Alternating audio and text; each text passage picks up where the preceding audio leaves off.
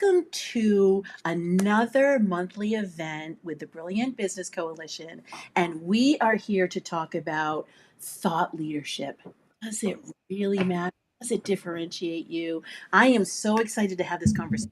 We have our all-star panel, as always, right? We have Amy Collette. She's the book alchemist, publisher, Unleash Your Inner Author, and she has a book coming out, which we're going to be excited to hear about in just a little bit. We have Krista Grasso, the CEO of the Strategy Ops Institute and the producer of the Lean Out Method podcast.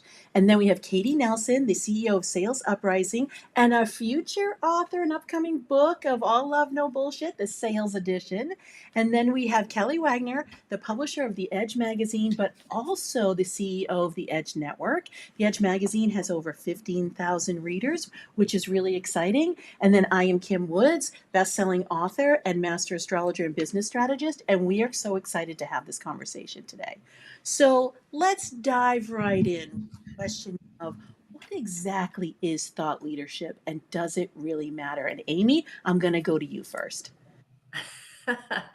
Yes, I think thought leadership, it depends on how you define it and how you think about it.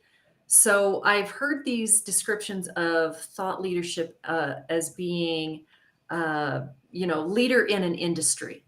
But I think what's more important, especially for us in this group and maybe the people listening, is that we're thought leaders in solving our clients' problems, in helping them have, in my case, it's in all of ours, I think it's helping people have more visibility, have a voice, have their message so that they can reach the people they want to reach.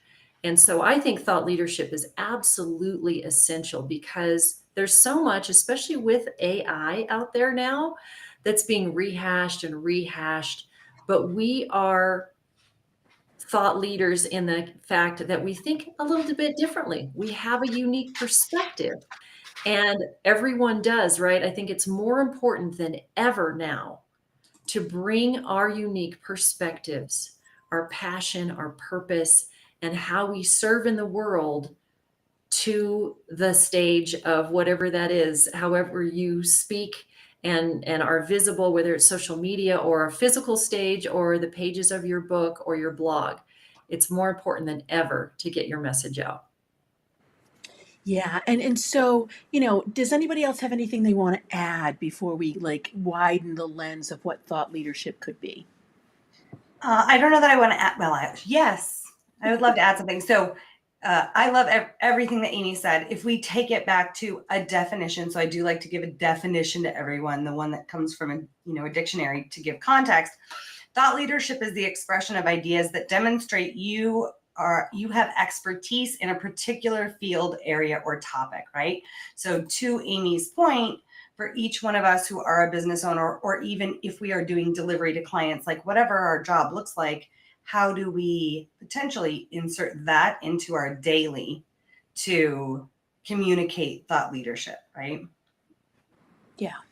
So, yeah, because the thing is, like, I love how we can expand this definition to be, I think in our mindset, we think of like being on a big, huge stage or, being in front of a huge audience in some way, right? And expanding beyond our current audience. But there is thought leadership that can be very internal. If you're a business leader in an organization, maybe not an entrepreneur, you can look at thought leadership to be like, the captain of your division, right? Or the owner of a particular, method or the intellectual capital, go to, subject matter expert for a particular, process system, something like that. So I like to press into the definition too, Katie, because I do think it gives us context because I feel that the term thought leadership is overused and misunderstood. I'll be honest, when it was first posed to me like 5 years ago that I needed to be this thought leader, I was like, no, I don't. I'm allowed to have thoughts and I'm a leader, whatever thought leadership is. Like, nobody gets to know all my thoughts. Don't make me put all my thoughts online, right? Like, what are you asking me? What exactly are you asking me to sign up for? What I think was my first thought. Like, what is that to you? What does that mean? Because you hear it all the time. It gets to be one of those buzzwords. Right. No, exactly. Add a little bit to think. the. Go for Oh, it. go ahead, Kelly. Well, I have a title. I think people are so wrapped up in a title, and that title, whether it is personally or professionally, I just keep seeing so many people want to fake it till you make it, which, oh my gosh, who doesn't? Like, right? Like, I mean, hi, hello, my name is, right?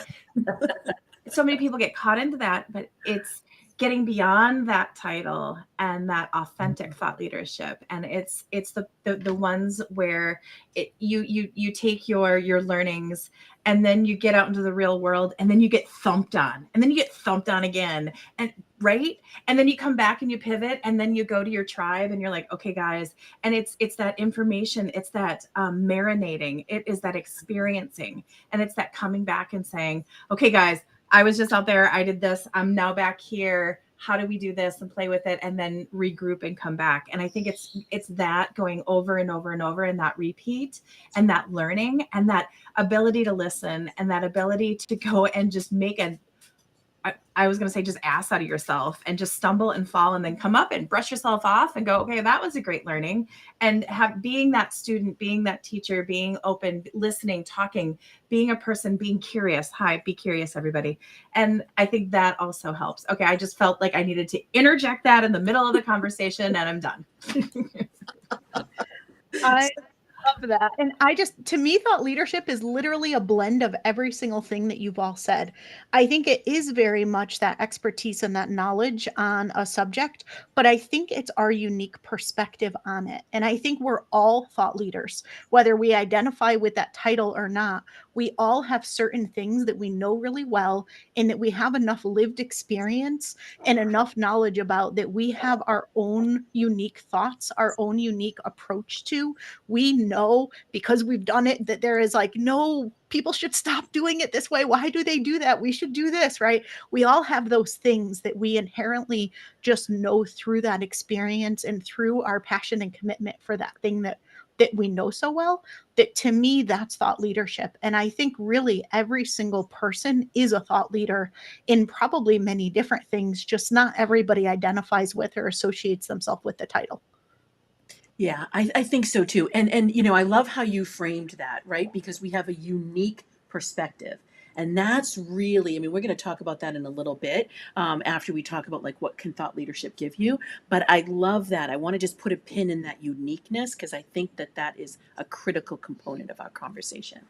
But Amy, what does thought leadership do for people? Like what can it give them? Well, what I think is so important about putting your thoughts out there, putting your voice out there, is so that other people can be encouraged, inspired, motivated by that, by your story. Because that's what is so compelling about thought leadership is, for the most part, we have to get our voice out there. We know it can help other people. So we are motivated ourselves to get our message out there with that burning desire to help other people. So I think that's really what thought leadership does. It elevates your voice and gives you more visibility so that you can serve other people. Yeah. I like the serving part. Right? So, shout out to V really quick. I just got a note. She's watching us. So, hey, V. I think that, so there's the concept of defining thought, and there's the concept of defining leadership. If all of us are thought leaders, who is in the audience to listen, right, is always a really interesting question to me. If we're all trying to rush the stage to have our voice heard, but no, I have these thoughts and I'm this leader for you and all of these things. So then it leads me down the rabbit hole of, okay, so if we're all thought leaders, are we all thought leaders for the same thing? Probably no. Let's hope no, because that's a really big rush of noise, right? And then so it's the concept of differentiating ourselves from the same exact thought leader in another space. And if we're saying it's our experiences that define us as a thought leader, and we have someone who's in competition with us or a competitor, right? Can we ever be competing for the same thought leadership? Tell me your ideas. No, we can't. I was quick off the trigger on that one, Miss I was Katie. gonna You say, didn't even take a breath in. You're not You just gonna what, argue like you it. just like were like, woo. Well, That was Right. I'm not going awesome. to be arguing it. You all know how I feel about it, but I want to hear what you guys think. I put a pin in unique. I put a pin in unique, right? And then Amy shoot it in with story. It's because it's based on our experience, right? So I think internally you all know that I believe that there is no such thing as competition, right? I believe that we are all threads of a tapestry, and each thread is different and has a different hue or texture or color, and then you put those together and you get this beautiful, gorgeous, picture, if you will, right? So, but it is really interesting to me, Katie, because when you talk about rushing the stage, and if we're all in that thought leadership, then we do just become a broadcast community, right? Like, any one of us have been in groups where it's just broadcast, broadcast, broadcast. And you're right, there's no one catching, there's no one receiving. But if you look at the definition of leadership, leadership is both leading and following, and being really great at both. So I love that, right? Somebody pull up the definition of leadership. Thank you, Danielle. Thank you, Danielle. See? Uh-huh. Love that. And I agree, right? I think that that's what makes it. I think that's why Amy would say everybody has a story to tell. Everybody has a book in them, right? To put forward.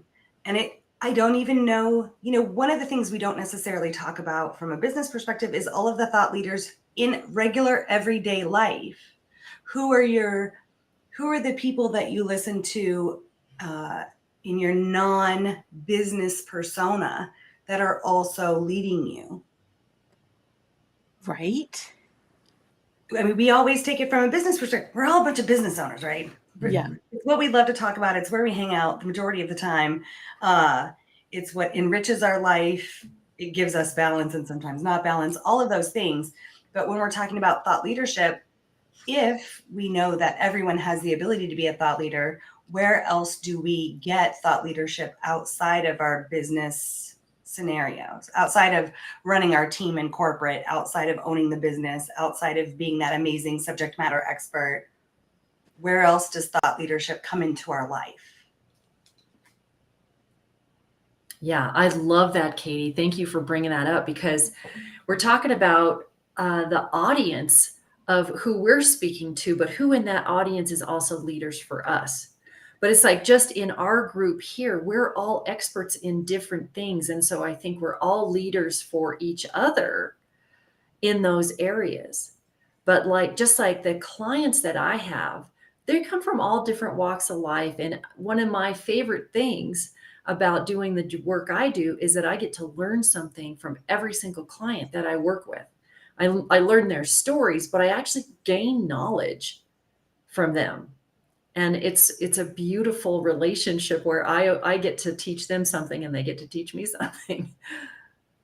I think that's beautiful. And I think that's what we all want to, the type of experience we want to have with our clients as well, right? I have a question for you, Amy. Do your authors consider themselves thought leaders?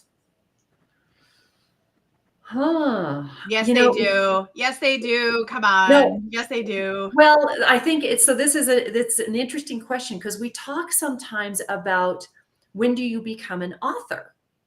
Is it during the writing process? Many of you are authors.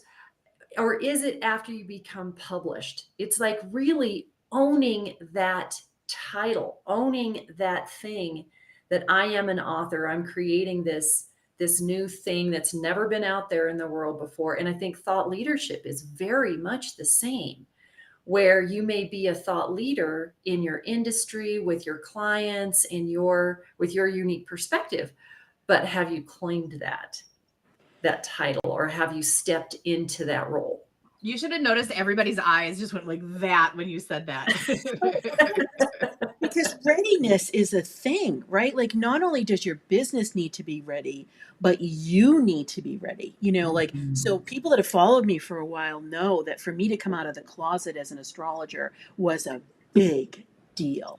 And I pushed myself to, be on TV and to say things in small snippets because I am great under a half an hour scenario. I can talk about something and I'll ease my way into it. I am terrible at that first 30 seconds, that first minute, right? So I pushed myself to claim my, spiritual leadership, if you will, even though I don't use that as a title, that's what I was claiming from a content perspective by going live on TV in a 2-minute interview. It took me 14 hours to get ready for that first 2-minute interview. Yeah. Kim, I think we can all identify with that, right? And we have somebody online who's LinkedIn user, so I can't give you a shout out, but hey, I LinkedIn love user. this. So there's this amazing dissenting opinion. So I'm going to read it for everybody who may or may not have access to LinkedIn. I disagree. Not everyone is a thought leader, simply from the perspective that not everyone is a leader in their space. Thought leaders are people who have intentionally carved out a path of differentiation, which sings to the heart of this conversation. They are willing to do and say things that others are not, which puts them into a leadership role, differentiating them in the marketplace because they lead the thoughts and focus of everyone else in it. In my opinion, you have to be an innovator in some way in your space to be considered a thought leader. Oh, thank you, dear LinkedIn user. We do love a dissenting opinion. And there's Please so let much us know who you are because that's magical. No, well, just because it's just masked and restreamed. So if we were on, we'd probably be able to see it. But yeah, who wants to take that one first? I do, because I made the comment that everyone's a thought leader, and I actually 100% agree with them if you're talking about it in a business context. I agree fully in a business context, but I think everyone's a thought leader in something in their life. But if I'm going to follow someone in business, I'm not going to follow the person who is not the leader in their industry and is not saying something different, because why bother, right? To me, if I'm going to pay attention with the precious limited time that I have, it better be to somebody who's saying something different and interesting and that actually I want to listen to and learn from. And so I fully agree from a business perspective. But I actually think that everyone is a thought leader in their own things. And there are people in their lives who are listening to them, and there are people in different facets that are. But yeah, I agree from a business. So curious to hear what you all think. Oh, thank you, Alyssa. We appreciate you. What do you all think? She let us know she's not so random. Her name is Alyssa. I'm calling in from Colorado. So when you were talking, Krista, what it made me think of are the people in my life who are leaders, may or may not know it. So then when we think about thought leaders and the concept of I do this specifically for differentiation, my niece would never say she's a thought leader, right? But I listen to her, but she doesn't do it on purpose. And the things that I listen to her, she's the expert at being 18 years old right now. I'm very far removed from that. I'm certainly not going to understand anything like that the kids are paying attention to. So for me, her life is a thought leadership exercise when she chooses to communicate with me about it. But whether or not, I think there is something to be said about, does she see herself that way? Can you be a thought leader without intentionally trying to be? And is that what this conversation's about? Yeah, because I think the same thing with leadership too, because, I press people to say that you are the leader of your own life, right? But we have this terminology, this understanding, this appreciation of leadership of being the leader of a band of something, a band of people, an organization, a company, an industry, a niche, right? So, but I do love this part of the conversation because I do think that is a really interesting point to fine tune, because if we take thought leadership and say, does it differentiate you? I think it needs to be intentional first. I think that's the first step. So if it's intentional for you, what are you looking to get out of it? I mean, credibility, sharing your ideas, inspiring others, making impact, telling your story, becoming a trusted advisor. I mean, like all these things we can think about, that those who choose intentionally to become a thought leader is someone who will be seeking to write a book, have a podcast, do live events, create a stage, lead their organization, get promoted, like all of those things, because they want to put themselves in a position where they have that sphere of influence. This conversation's so interesting because when I think about non-business thought leaders, my mom honestly is one of the biggest thought leaders I've ever known. She was a teacher. She was rated like the best teacher, whatever that award is, like multiple times. She still has students, even 20 years retired, that reach out to her to like keep in touch with her. I feel like she was such a big thought leader, and she would have not only never seen herself as a thought leader, but she would have actively pushed against it. She was one class away from getting her PhD, and she intentionally didn't do it because she didn't want the title. And so it's really interesting, this conversation, because to me, she was very much a thought leader, and I saw the influence she had on others, but she did not consider herself one, and she never wanted to be one. It was just who she was as a person. It's really interesting. I think that's super interesting because I don't think we talked about thought leadership in the same way we deem it now, right? So now it's one of those amazing buzzwords. It's what you could, should, and would do if you want to be successful in business, all those horrible words that we associate with things. But one of the things I think is so interesting that you said, Krista, is regardless of business, non-business, intentional, non-intentional, it has to do with influence, right? Was she just being an amazing human on purpose, or just trying to support her clients, right, her students in that world? Or was she purposefully trying to generate influence to inform a decision, inform a way of being? So Yeah. how much is thought leadership about wanting influence for a thing? Well, I'm going to throw parenthood into the mix. Oh, golly. No, seriously, because think about it. If you are talking about a sphere of influence, think about, I'm just going to non-business this for a few minutes, right? Think about a parent, think about a community leader or a volunteer.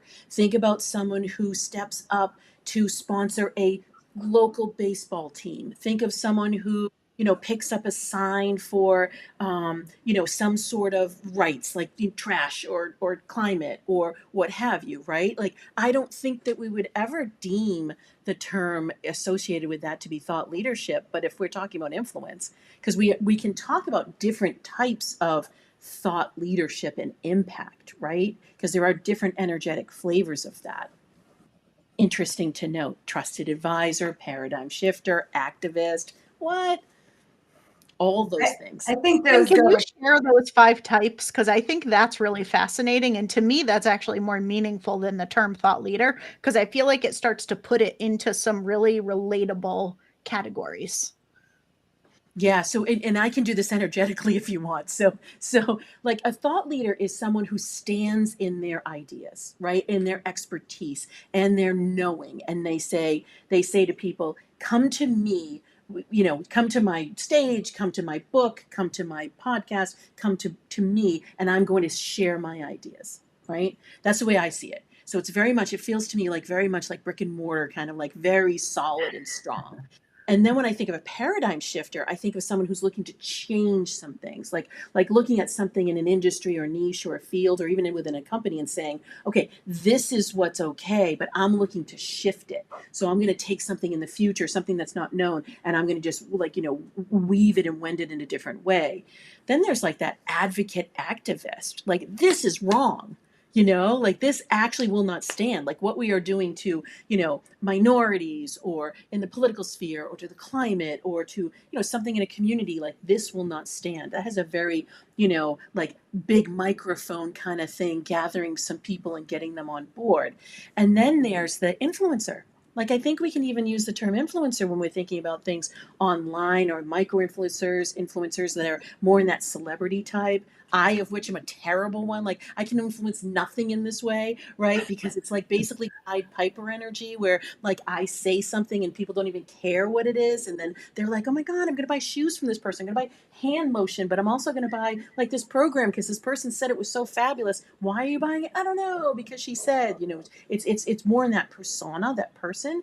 And then there's the trusted authority, which I think is where the closest to thought leadership that we're talking about, where I have those those thoughts, those ideas, and those experiences, but I'm going to like then take action to elicit trust, work with clients, impart some knowledge in a different way, tell my story, like be more in that reciprocity and action oriented position. But that's the way I see this sphere of influence and the different energies of it. I think that's a great, we're always, amongst the five of us, we're always looking for context and like better ways to define things. And, there's not a single one of us that doesn't love to play with words in every way possible. I do want to say, to the point of like competition, Peggy made a great point online about how she had 5 separate thought leaders on her team, right? They had their own experience. And when they all got together, it was explosive and it was a very synergetic relationship. So I think that is a beautiful statement on collaboration versus the competition of, we can't all rush a stage. We can all be thought leaders at exactly the same time. So Kim, I'm really curious, although I'd like to hear from Amy and Kelly too, what in all of the descriptions that Kim was giving us about thought leaders, and I kind of agree, I think where we're playing in this space, in this conversation, is under trusted authority. As she was talking, could you actually identify an advocate authority, for example, in your own life and where you paid attention to them? Like what came up for you when she was walking through those definitions? Don't all go at once. No, I have a client who is she has a movement for how older women are seen and treated in our society. And she's definitely, putting the stake in the ground of like, this is wrong. This needs to change. Let's get after it. Let's get on board. Let's do these things. And it's really, it's really inspirational to her, to the people who are also passionate about that topic. And so, yeah, it's very magnetic, and it goes back to all the things that we've been talking about, which is the audience, because there are a lot of thought leaders in similar spaces. Even like Kelly and I are both in publishing in different ways, right? And we serve a lot of people. We have a lot of overlap, I think, in the kinds of things we do. But we each have a different perspective. So we speak to our own audiences, and those, I think all those different types also speak to their own audiences within their niche and stand tall in their thought leadership. But I think it takes all of those different types to really bring our thoughts to the world, bring our influence and impact. So I'm going to ask a little bit of a different question, playing on Katie's question. What type of thought leader, if we're going to use it under that sphere, the sphere of influence, what type do each of you feel that you are? Perspective shifter. Paradigm shifter. Yeah, Whatever, that one. yeah, paradigm shifter too. What's there, and I'm going to shift to like come to. I'm combining astrology with business. I don't think that I could say anything else. Right. I'm combining the ideas of love and sales, which I think everybody goes. So yeah, these are things that most people don't put together necessarily. Right, and we're all intuitive visionaries. Just want to note that, and they're Right. most typically in paradigm shifters. Yeah. Well, I think we also have 2 trusted authorities, right? So we've got 2 loving alchemists on this call, who would be the trusted authority. And I would put you guys in that category. Do you identify with that? Right? Absolutely. I was just looking at everything and doing a little mini check-in, and I think a trusted authority also could be an influencer or is an influencer. I think a trusted authority can ignite someone's desire to be an advocate or a disruptor. I agree. You're right, Kelly. Yes. So I think that in their own I was trying to be in a box, and I'm like, but I'm not in a box. I'm a little bit of magic everywhere. But but I'm not. I wouldn't say that I'm an advocate where I'm like, let's save the world. But then I'm like, let's save the world. So it's really weird. I mean, I'm not going to go get a parade, but I kind of want a parade. I mean, so it's like one of those kind of things. Oh, I wrap you in love, my friend. I'll be in your parade. Let me know when that is. So I think that, to Kim's point, each individual type has its own type of influence. To borrow a word from Amy, I think that they all have their own magnetism, and that's created from whatever's in us, right? Which also helps make us, I think, differentiation. Oh, who's that? If the aliens are coming Is in, there they want to somebody be part of our Did conversation. we let somebody on stage? That I was so excited. No, I had someone who was really super helpful voxering, and I was like, I can't listen. You need to type right now. Don't worry. Hi, Priscilla. No, I'm joking. Yeah. So 100%. I love our support system. They're amazing. But can you differentiate yourself without trying to differentiate yourself? And my answer to that would be yes, because you're you, right? So back to Krista's original thought of we're all thought leaders. I don't know if that's true. It could be true. I happen to think kind of yes. But I think that there's automatic differentiation by the way that we choose to communicate, how we choose to put ourselves forward. This can even go into the idea of your brand and whatever that looks like. Or if you don't have to have a brand because you're a niece and not looking to have a brand, it just shows up in the things that you're interested in, who you hang out with, what you're attracted to in any perspective, right? So these are the things that differentiate you. I think it is the communication about those things that is the most important thing when it comes to how we want to show up in thought leadership. What do you guys I think? think the two different things with what we study and what we train for, and then what we're living. And the example that's coming to me right now is I'm having a lot of people in my world transition, and they're just leaving the planet. And a lot of friends that are losing parents, and now all of a sudden they're like, oh, we're the adults. Oh my goodness. I can't just call my mom and dad, or I just can't call my aunt and uncle. And so I'm watching this, and I feel that my parents are close as well. So I'm watching. It's almost like I have like a front row seat to the stage, and I'm learning this, and I've studied it, and then I have the clients, and I'm just on the verge of living it. And then I know that once I live it and I lose both of my parents, which I know I have a feeling it's going to happen very soon, I'm then going to be in a club that I didn't want to be a part of. And then I'm going to all of a sudden be living something that I've studied. And I don't know if I said that right, but there's just that or it's like someone that wants to be pregnant. I want to be pregnant. I want to be pregnant. And then they get pregnant and they're like, oh, whoa, this is different than I thought. And then it's like, haha, the first year sucks. It really does. And then wait, we're not even going to tell you that. Guess what happens in year 2, and then 3, and then 18, and then right. Let's not scare all the people away from pregnancy and children. Oh my goodness. That's a side conversation, right?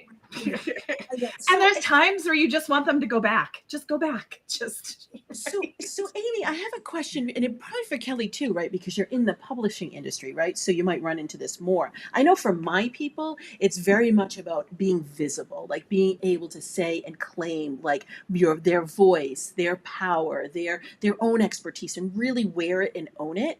But are you finding that there are like waves that happen that people feel a little bit more apt to do that? Do you think that it's individual by person? Do you think that there's a certain type of person? Is there a stage in their life, a stage in their business? Are you finding any sort of patterning in there?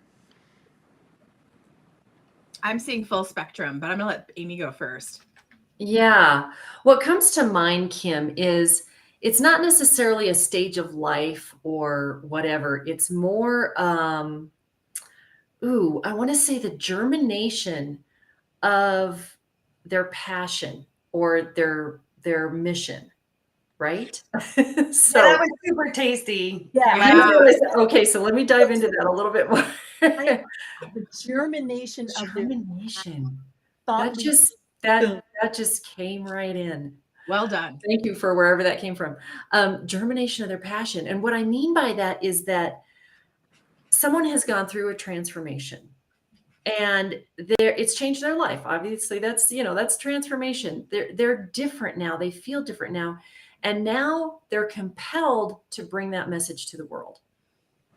So it doesn't matter. It can be when a person is 30 or 50 or 75 or whenever it happens. It's not really, to me, tied to a separate stage. I've had people in their 20s, uh, get to that point and feel like they really needed to bring their message to the world, as well as folks in their 80s, have written their first book and become an author in their 80s. And I love this because it's just like, okay, I cannot wait anymore. I have to be visible, even if I'm reluctant personally to be visible and to step into this thing called thought leadership and being an author slash authority. But I have to be, because I just can't hold back this message anymore. It has to get out there. I love that. I love that. That's because what you do, you're inviting people to be at that readiness. What I do, I talk about getting people aligned with their soul life mission, right? So like that is a little bit different. They may be ready, they may not be ready. They want to make big impact, and we talk about the different ways that they can do that from a practical perspective, which we're going to get into in a few moments, but from that energetic one too. Like, what is your energy yearning for?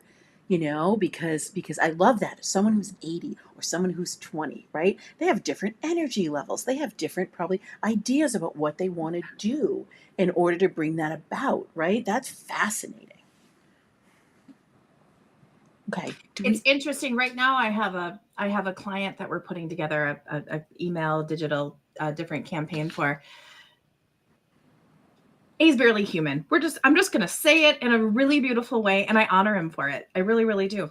So he wants to put, for example, an email campaign. And we all know that when we receive an email, you have about, 3 seconds to get someone's attention. The Word doc that he sent me with all his information was 32 pages. He wants to be I honor him. Again, I honor him in every way, shape, or form. So it's almost the other extreme. And how do you grab the attention and then invite people to learn more? Oh no, he wants to just throw it all out in this one email. And I mean, 32 pages, friends, 32 pages, please. That's very hard to do that. But I mean, good for him. He's putting his shoulders back. He's published all these books and this and that. And oh my goodness. So there's that extreme, 32 page Word doc. It sounds like an entire magazine issue. It was. I was like, so is this a series? Is this 2024 and 2025? He's like, no, this is one email. Okay, great. I look at it as an ebook, but fine. We can maybe we can shift perspective on that, because here's someone who is a bountiful and prolific, right? If he's authored many books, he has a lot of things to say. I want to throw in AI right in the middle of this conversation. Oh gosh. This conversation, AI. So how does everybody feel about taking the conversation about thought leadership, original ideas, and AI? Oh, I have so much to say about this. I let other people talk first. It's all good. Go ahead, Krista. Okay. Well, to me, where I see a lot of people honestly damaging their brand and losing me for sure, if I get, the in the bustling world of entrepreneurship email from anybody, it's an instant unsubscribe. But I think too many people are leveraging AI straight out of the box, and they're losing their thought leadership. They're losing their unique voice and their unique perspective. And they're just going out and saying, write me an article about X. And I really think that it's watering things down and it's damaging things. And it's something that even Google is about to, or already penalizing brands for doing, which I'm honestly pretty darn happy that they're doing that, because I think it encourages people to really focus more on their own original IP. But that being said, where I think AI can be valuable is not AI created content, but I call it AI enabled. And so if you take the time to, for example, create your own custom GPT, if that's what you use, if you use Chat GPT, and you're only feeding it your own words and your own thought leadership, and you're having it create and pull and maybe make that 32-page document into a concise and compelling short form, 400 word or less email, right? Like taking and only pulling from your unique voice and your unique content, I think it can be incredibly valuable. There are certain tools that I use that take my audio, what I say on my podcast and what I say in my team, and help turn it into really incredible content. And I think AI can support us with thought leadership, but only if we're feeding it our voice and our thoughts. AI takes away from our thought leadership if we're having it pull from the general collective and just create content that anybody could go in and create that's not representing us. Yeah. And, my whole thing too, Krista, you know this about me too, is that, but being mindful about where you're dumping your own creative thoughts, right? Because, if you're doing it from a podcast perspective, you're already saying, this is mine.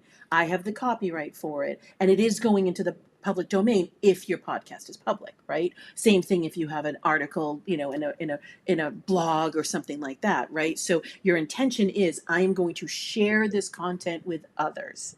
This is shareable. It's not secret. It's not trade secret. It's not something I'm holding dear. It's not my secret sauce that I don't want anybody to know. It's shareable content. Because you've taught me how to do it, right? Like I too have benefited from being able to pick out the top 3 facts or something because I'm too steeped in the information. Like the gentleman who wrote 32 pages, we know too much. It's really hard for us to say 1, 2, 3. So if you can have a beautiful, almost like a researcher going through and saying, oh, this is one, this is one, this is one. It's like, whew. But then also too, what I do is then take it and say, but now I'm going to put this in my own words. Thank you so much for the prompt. Thank you so much for the idea. But now it came from my own words. You've selected some things for me. Now it's in my own words again. And I think that's a totally different thing. Definitely. Go ahead, Katie. She's like, Bubbles are like over, and then she caught it, and then it was like almost out. So I'm not going to go too into the idea of singularity. For those of you who don't know what it is, feel free to look it up. I find it to be super complicated and really simple all at the same time. But I would love to throw this out. What is your definition of original thought? ooh, yeah, mine's channeled from the universe. So it may or Oh, may. how convenient for you. No, I'm joking. I guess that's a conversation stopper. No, I mean, literally though. And if I would even put forward, if channeled from the universe, is it your original thought? I agree with you, right? So I agree with you. It just doesn't exist anywhere on Earth yet, right? So maybe it existed 10,000 years ago. I call it that ancient wisdom, that tapping into the remembrance of you, right? So I do know for sure if I cannot design a 48-page card deck and write a 140-page guide in a week under my own steam, that cannot happen. I did not log in anywhere. I channeled this. Right. And it's super in depth. Like for those of you who are into decks and oracle cards and tarot cards, like I own Kim's deck. I have lots. On the ready. On yeah, the ready, everybody. 100%. Card of the week is merge. Go look, mine's downstairs. Everybody hold them up. Just do it. This was not a plug. I was not. No. But I failed the city. Mine's downstairs because I was playing with it earlier this week. But yeah, so I totally get that, right? I absolutely understand that. You guys, look, I live in a sales world. Like my expertise is in sales and business. This is the thing that I love. Is there an original idea? I get really uncomfortable with the idea of innovation in a selling space, right? AI actually has the ability to support. I loved what Krista said, AI enabled versus like AI supportive, right? AI informed. AI created, yes. I think we want to avoid AI created, but be all about AI enabled. Yes, right? So the idea that all information is available to us at all points in time. If I wanted to learn something new, I could put in a Google prompt, even before the big conversation of AI, and learn about something new. Like, what are my own original thoughts? How much time does it take to create an original thought? It was really interesting. I just watched a show on the music of coming out of Laurel Canyon in the 60s. Right. So that was the mamas and the papas. And like everybody was the Beatles, the Stones, they're like all this. And I guess what they would do is a lot of these groups were renting homes in Laurel Canyon, and then they'd go in and they were recording all at the same time. So Friday night, and they're just riffing and playing and doing all of this, and then this would show up in somebody's song, and then this would show up in another person's song, and they were like, and then now with all the copywriting and you grab this sample and you grab that sample, they were like, we just kind of like let it all flow.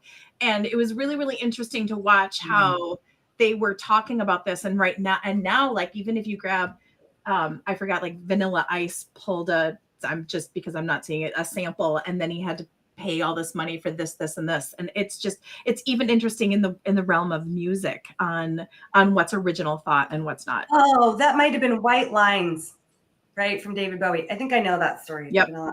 Yeah. Yep. It's just and they could have been in just full channel and just feeling it, and this just felt right. But could you imagine being at a party on a Friday night and the Beatles and the Rolling Stones are there and the Mamas and the Papas, and everyone just kind of grabs something and just lets it flow, and then they go record on Monday because they're inspired, and all these different people hear the same thing and then go put their own mix on it.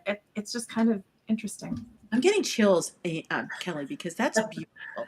But I think, Amy, you probably have, you started this with your own story. I mean, I think that was intentional when you said, my authors are telling their own story. Right. That's got to be original thought. Well, yeah, and that's why I kind of love and hate these conversations about AI, because I'm really think very similarly to you, Krista, about it. I think over time, and you're starting to see this trend now with people wanting to get off of the screens. We're on screens all day long, whether it's, the computer, the phone, the television, it's even in our cars now, it's everywhere. And people want that more real feel.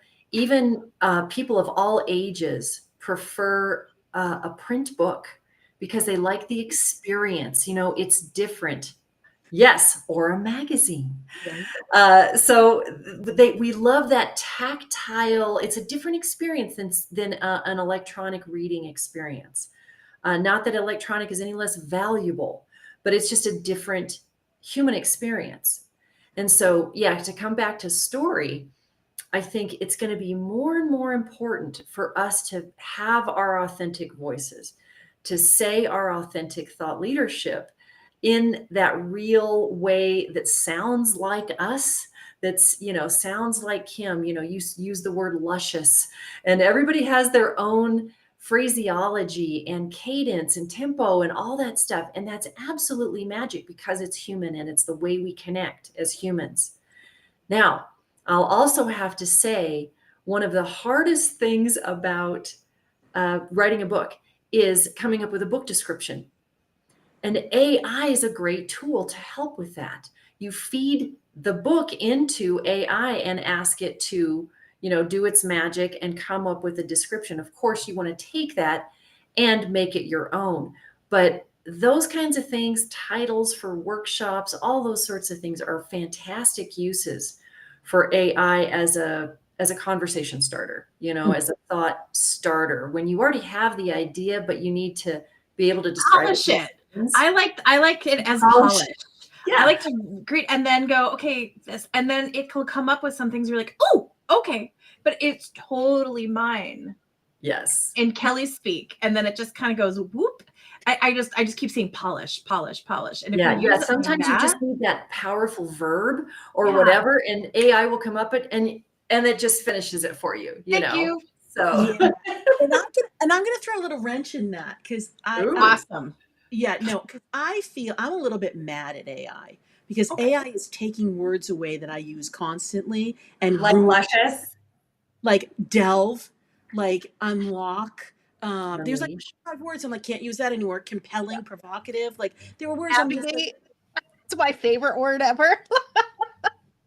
Yeah, so I'm like, so literally, because think about this. My work is, it's very deep, right? So I would say we're going to delve deeply. Cannot say that anymore because delve is now an AI word, right? So we're going to have this whole list of AI words that are now just trash that we can't use. Oh gosh, I'm a bit mad. Look, help us to start. Well, you guys are going to have to send me the list of AI words because obviously I don't use AI enough, or like whatever that. I don't even know what that means, Kim. Delve is a word out of the dictionary. Right? Like, I don't know what you mean. Now it's an AI word, but I will say overriding conversation that I hear about AI from all of you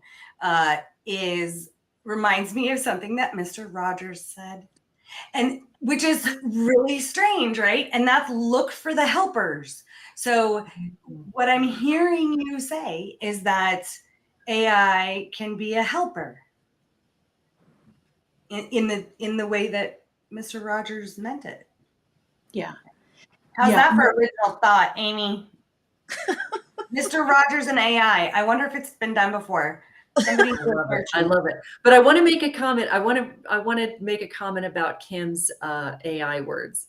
And that is, I would invite us all to not give over our power of words to AI. I mean, I get it that it might be overused or whatever, just like thought leadership is, but also so is the word positivity, and we talk, but it still means something. It's still a word that has value, that means something. Yes, we can pair it with other things to give it more power or to make it more meaningful. But I think once we start giving over our power, like, oh, that's an AI word, then we're lost, because it's the way we put them together in that unique way. Just like you do always, Kim, you have your unique way of putting things together. Don't stop that. Keep owning your own language. All right. So what I I'm hearing, love that. I'm going to wait it out. Thank you, Amy, for that. I'm going to wait it out because I do feel, and this is somebody for a different matter, because we want to do our fourth topic and meet our promise for the delivery of this live. I do feel like people are punching above their weight with AI. So that's a subject for a different. Oh, girl. Ooh. And language is one of them. Language is one of them. I'm just going to say it. I have an extremely rich vocabulary, and I'm feeling not heard so much from that richness because there are other people having rich vocabulary when they wouldn't normally have it. Boom, I'm saying it. But we can't pursue that topic today. We need to shelve that to get back to you, Carla. I'm going to say thank you, Carla. She said, what a fun and thought-provoking discussion. We are always going to try and provoke thoughts. Kim, for that next discussion, I'm going to point out to you that maybe you should quit listening to everybody else and only listen to you. Like, go back more in your bubble. Like, maybe the reason you're not being heard is because you're paying too much attention to, you live in the comment section, as the kids say, things that I learn. Quit living in the comment section, to Amy's point. Own your own stuff. Just saying, we can discuss all that later, though. I am back in my trunk. I love that. Okay, so what's on docket next? So the ins and outs of different thought leadership tools. And so we're going to have Amy tee this off, then Kelly, because they're in the publishing world. And so and Krista has much more experience in the podcast world than I do. So I'm going to defer this part of the conversation, and just any tips, ins, outs, like any really yummy things that you want to share about each one of those things. I'll jump in because, of course, I'm a big believer in books, and books hold a lot of weight. They carry a lot of weight in terms of credibility, visibility. I know for speakers, it's absolutely helpful to them to have a book because of PR opportunities, speaking opportunities, and just they're considered an expert. A lot of people say they're going to write a book, but very few actually do it, even speakers, surprisingly. So those who do really get elevated as an expert. And once you're published, those of you who have published books know that when people find out you're an author, sometimes you get that, that sort of, ooh, you're an author? It's very interesting, but it's still a thing. Now, I think it goes back to authenticity too. You do you, whatever's right for you. If you love to write, you love to create content that is best put out there in a book, then do that. If it's more podcasting, like podcasting so far has not been my thing. I know it could probably help me, but it's just not my thing right now. But I know other people, lots of other people have podcasts, love podcasts. And then we have magazines and stages. So Kelly, I'll pass the baton to you. Oh gosh, yeah. Well, this is so funny. I just received this. I'm a part of the Deb Drummond put this mission accepted with 262 entrepreneurs, creatives, and media. And I have a chapter in there, and I'm really excited to be a part of it. And I just kind of had it here. And when you were talking about being published, I just was like, yeah, it is kind of cool that I'm a part of this. And it is cool to have a magazine. And I do get a lot of people, I will say, either that say they want to have a podcast or they want to be an author. And they're like, I've got the story. I want to do this. I want to do this. And it's honoring that. And it's oh, here's what's coming in is, so it's inviting people to the table, and then now what? And then knowing that having a chair at the table for discussion, there's 25 people behind that would love your seat. So get invited to the table, and then what are you going to do to earn your chair and stay there? That just came in. Have no idea. Maybe that's another conversation. Wow. Bam.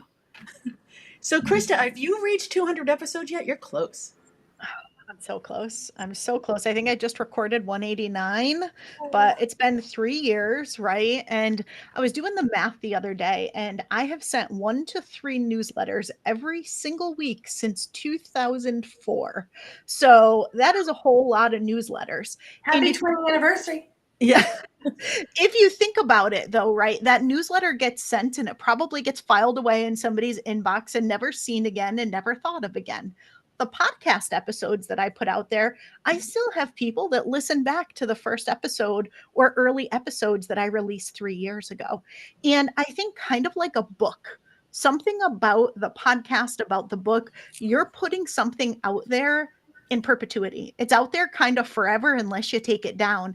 And to me, I feel like that just lends itself a little bit differently in a thought leadership context. It's like you believe enough in whatever it is that you're saying that you put it in print, or you recorded it and you put it out into the world for strangers to read and strangers to listen to. And there's just something about that that I think really does lend itself from a thought leadership perspective. And I know for me, I could talk all day long. So podcast works really well for me. It's the medium that fits me well. Just like Amy, for you, books is probably the medium that fits you well. And I think that we all just need to figure out what our medium is. There's no one that's better than another. It's just, where do we get to express ourselves and show up and share our thought leadership in a way that not only works for us, but that meets kind of our audience and what they need for what they want to hear from us. Yeah, I do. I love that, because that's the thing. It comes back to, there's that authenticity piece. Like, what is authentic for you? Like, I say to people that are around me, can you do this 1,000 hours a day? And that's an absurd statement. But like, you think about it, and I was just in a group that Katie happened to be in. We were in a group together the other day, and I had said that comment, and I had put an example of, like, I do the weekly forecast every Monday morning, right? It happens to be part of her podcast now, but it wasn't before. And when the woman gave me the idea, it was a client who gave me the idea. I thought, this is a great idea. Can I do this forever? Is this something that I'm going to want to keep doing? Because consistency, right? Because it's a thing. It's like a half an hour. I have to do it. I channel it. I record it. I do all the things, and it's like a block of time. Can I do that every week? Yes or no? Do I want to do it every week? Yes or no? Does it fit in with my brand? Does it serve me? Will it serve my audience? Like, these are the criteria that you want to ask yourself as you're thinking about stepping into conveying your expertise in whatever way you want to do that. So that's what my invitation to people listening is: do you. You do you. Well, and there's power in saying no. What was that? There's power in saying no. Yep, true. Mm-hmm. I always say, you do you, boo. It's 1 minute tell. I think everybody here knows that how I choose to be a thought leader is on stages and through speaking. It's my favorite way to do it. Although, yes, I have been a guest on podcasts and I have a book coming out. So everything is available to you. And I think what I heard most is that you just get to be intentional about where you show up. It's all available for you. Pick your flavor. Go be brave. You are a thought leader in your expertise for your thing. You can choose to put it out there, or you don't have to. Right. You have the ability to be a thought leader in your own life and for the people that are in your life regardless.